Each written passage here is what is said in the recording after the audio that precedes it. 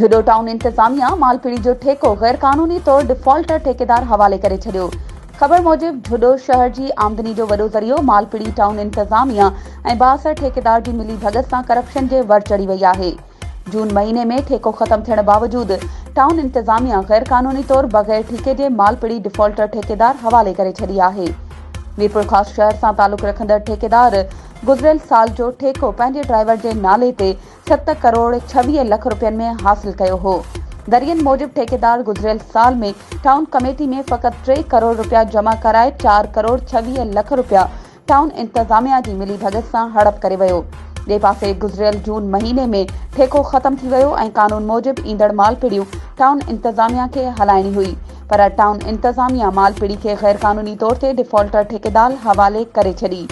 मालपीड़ी में पर्चियूं town committee जूं इस्तेमाल कयूं वयूं आहिनि, जॾहिं त मालपीड़ी ठेकेदार हलाई आहे।